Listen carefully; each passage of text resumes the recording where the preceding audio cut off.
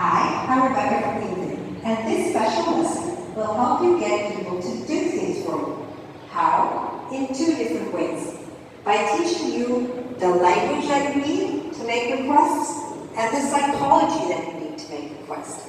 Because the language will show you how to make a polite request, and the psychology will teach you how to make an effective request. In fact, Xin chào, tôi là Rebecca đến từ TV và hôm nay thì bài học đặc biệt hôm nay sẽ dạy cho các bạn cách để nhờ người khác giúp đỡ mình, nhận lời giúp đỡ mình và theo hai cách là bằng ngôn ngữ và bằng tâm lý. Ngôn ngữ là sẽ giúp cho chúng ta đạt được một cái câu hỏi lịch sự và tâm lý sẽ giúp chúng ta đạt được một câu hỏi hiệu quả. But if you keep listening, in the middle of this lesson, I'm going to share with you some research that was done by psychologists that show you one secret word, one key word, and technique that will help people to say yes to you when you ask them for something. Okay? So keep watching and listen. Now, Và thực tế là nếu bạn xem đến giữa video thì tôi sẽ cho các bạn thấy một vài cái nghiên cứu được thực hiện bởi các nhà tâm lý học về một cái từ bí mật, một cái từ khóa một cái công cụ mà sẽ giúp cho người ta nói đồng ý đối với yêu cầu của các bạn. when we start to talk about the language, you should know that there are three factors that determine what language we use to make a polite request. The first one is, what is the relationship of the person that you're asking? Okay? Is it a family member? Is it a colleague? Or is it a stranger?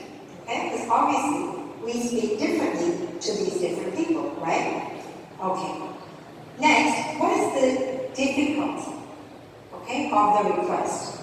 Are you asking for a lot of the person's time, or effort, or money, or something else? How hard is it for that person to do that for you?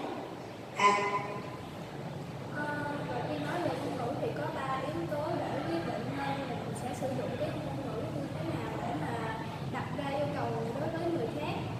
Đầu tiên là về mối quan hệ của mình đối với cái người mình nhờ giúp đỡ là gì. Ví dụ như là thành viên trong gia đình hay là đồng nghiệp hay là chỉ là những người lạ. Tại vì cái cách mình nói chuyện đối với những cái đối tượng khác nhau là khác nhau. Và thứ hai là về cái độ khó của cái yêu cầu của mình, và cái thứ hai là cái khó khăn của mình, ví dụ như là hỏi về thời gian hay là nhờ giúp đỡ hay là hỏi về tiền bạc. And third, what is the size of the request? Is it a small request? Is it a kind of medium-sized request? Or is it a huge request? Are you asking a lot of that person? Why is this important? Because the size of the request will determine also the language that you use. And that's what we're going to look at next. Và cuối cùng là cái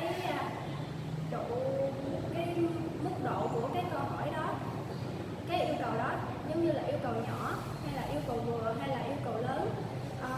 Cái điều này rất là quan trọng tại vì nó cũng sẽ quyết định cái ngôn ngữ mà mình cần dùng để nhờ người khác giúp đỡ là như thế nào. Okay, so let's start with a small request. Can I go now? Medium request. Do you think I could leave now? Big request. I was wondering if it would be possible for me to leave early. So, what were some of the characteristics of these three different kinds of requests? Okay? The small one was a little bit more direct, informal, and short. The medium request was more polite, formal, and the standard size of the question. And the bigger request was very polite, very formal, and also very long. So,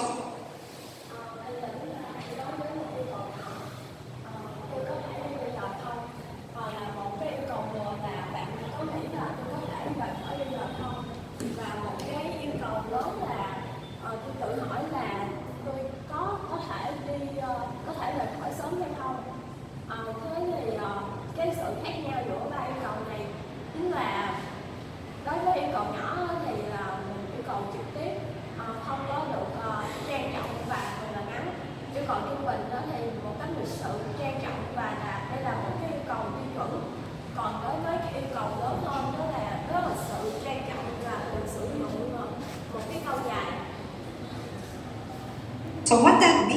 that when you want to ask something more serious, you need to say more words. You need to make it longer, okay? And I'll show you some of the expressions that you use in order to do that.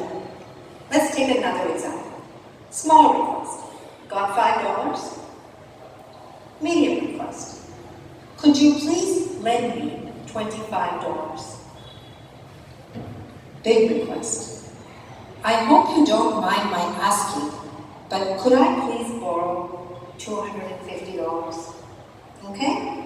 So we Đối với những cái trường hợp mà có tính mang tính nghiêm túc hơn thì bạn nên sử dụng cái lời yêu cầu nó nhiều từ hơn và phải là giản nó ra.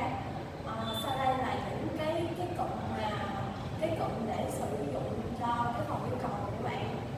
Đối với một cái yêu cầu nhỏ thì là có thể cho mượn $5 không, hoặc là cái yêu cầu trung bình là bạn có thể cho tôi mượn $25 không, và cái yêu cầu dài hơn đó chính là tôi hy vọng là bạn không có phiền với cái lời yêu cầu của tôi là có thể cho tôi mượn $250 không. We went from 5 to 25 to 250, became a little more serious. And because it was more serious here, the sentence, the question was much longer. What kind of expressions did we use? I was wondering if it would be possible. I hope you don't mind my asking, but you see how we have so many words before we actually get to the main part? But here, we have very few words before we get to the main part, right? Because it's more informal, and this is more formal. And this is somewhere in between. So we had just a few extra words. Do you think I could? Could you please? Right? So Bởi vì cái số tiền mà bạn mượn nó sẽ tăng dần từ 25 đến $250. Và cái tỷ lệ cái độ mà trang trọng nó sẽ tăng dần lên, cho nên là phía trước ví dụ như là ở một cái yêu cầu vừa bạn phải sử dụng bạn có thể sử dụng cái từ là bạn có thể làm ơn có thể cho tôi mượn. Còn đối với cái yêu cầu lớn hơn thì bạn phải dùng cái cụm là tôi tự hỏi rằng, hoặc là tôi hy vọng là bạn không có phiền với cái yêu cầu của tôi. these are the key phrases which you will find in the resource. I'll tell you later where you can download this resource, which has these expressions. But now, I'm going to tell you what I told you I was going to tell you, which is what is that key that the psychologists found through their research that will help you to be more successful when you make a request. Đây là những cái cụm mà các bạn nên sử dụng để thực hiện cái việc yêu cầu của mình. Sau đây thì tôi sẽ có một cái lời khuyên khác để sử dụng để thực hiện để làm một cái lời yêu cầu. Và sau đây tôi sẽ nói cho Well, bạn về cái câu hỏi ban đầu tôi đặt ra, đó là đâu là chìa khóa để giúp các bạn thành công có được thành công khi mà đạt yêu cầu của người nào đó. Và đó được thực hiện bởi kết quả của các nhà tâm lý học thông qua những cái nghiên cứu của họ. it was this. When you ask somebody for something, if you tell them why, if you give them the reason, or if you use the word because to give them the reason, it will help you to get a more positive reply. So, let's try that now and see how you feel when I ask you these questions, this time using either the word because or giving you a reason, okay? Và câu trả lời đó là nếu mà khi bạn hỏi một người nào đó yêu cầu một người nào đó thì bạn có thể dùng nếu bạn dùng từ because hoặc là bạn đưa lý do thì bạn có thể sẽ nhận được cái phản hồi tích cực nhiều hơn. Và bây giờ tôi sẽ thử hỏi bạn vài câu và bạn sẽ cảm nhận được cái sự khác biệt. Ví dụ như là câu hỏi đầu tiên. Can I go now? Because I have to pick up my kids. Okay? So it's a little bit different when I tell you that I need to go because I have to pick up my kids, right? So that reason that I gave you might help you to decide that yes, it's okay for me to go, okay? Got $5 because I need to buy lunch, okay? All right. Ví dụ như là đầu tiên là can I go now because I have to pick up my kids. Tôi có thể ra ngoài bây giờ không bởi vì tôi phải đi đón con của tôi. Đó là một câu hỏi, một yêu cầu trực tiếp, yêu cầu ngắn, hoặc là có $5 because I have to buy my lunch. Cho tôi mượn $5 được không bởi vì tôi phải mua bữa trưa. Đó cũng là một câu hỏi ngắn và một yêu cầu trực tiếp. Do you think I can leave now? Because I have another meeting. Could you please lend me $25? Because I have a job interview tomorrow and I need a haircut. Okay. I was wondering if it would be possible for me to leave early. I have a flight to catch this evening. I hope you don't mind my asking, but could I please borrow $250? My rent is late and I'm going to be evicted from my apartment. Và yêu cầu ở mức độ vừa là ví dụ như là câu hỏi do you think I could leave now because I have a meeting. Bạn có phiền khi tôi ra ngoài bây giờ không bởi vì tôi có một cuộc họp. Là câu hỏi một câu hỏi khác nữa là could you please lend me $25? Bạn có thể cho tôi mượn $25 được không? Và câu hỏi yêu cầu ở mức độ lớn hơn, ví dụ như là câu hỏi I was wondering if it would be possible for me to leave early because I have to catch I have a flight to catch this evening.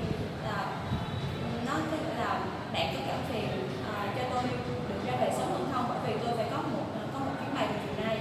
Là một câu hỏi yêu cầu ở mức độ lớn hơn nữa, đó là I hope you don't mind asking, but could I please borrow $250?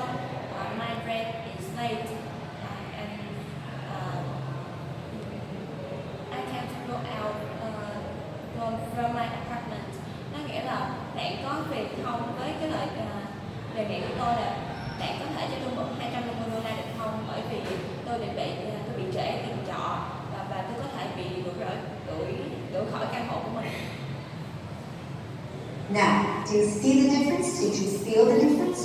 When I gave you a reason for the request, then probably you were more likely to say yes to the request. So when you make a request of something, remember to try to give the reason, either with the word because or without the word because. But give a reason and you will be more successful. Now, Và bây giờ bạn có đã thấy được sự khác biệt chưa? Đó chính là khi bạn đưa ra một yêu cầu thì bạn nên đưa ra cái lý do có từ because và không có cũng được, và nó sẽ giúp bạn dễ có được câu trả lời đồng ý hơn. Now, the way to learn all this, there's 3 ways. First, go to our website at www.invig.com. There you can do a quiz on all of this and practice it and get really good at it. Second, go to the same website to the resource section, and I've written for you there quite a long resource with all of this vocabulary, all of these expressions, and many other expressions that you can use for the small request, the medium request, and the big request, okay, to help you be more successful. And last, subscribe to my YouTube channel so your English keeps getting better and better. Thanks for watching. Bye for now. Và cách để có thể học được những cái đặt yêu cầu nhỏ, yêu cầu vừa và yêu cầu lớn thì có 3 cách. Cách thứ nhất là bạn có thể đến với website của chúng tôi, đó là trang web www.invga.com. Ở đây thì có nhiều câu hỏi bài tập cho các bạn luyện tập và có thể tốt hơn ở phần này. Và cách thứ hai thì bạn cũng đến với trang web của chúng tôi, và ở đây sẽ có nhiều nguồn tài liệu cho các bạn để các bạn có thể học từ vựng về những cái yêu cầu này. Và cuối cùng kênh của chúng tôi để có thể cải thiện được phần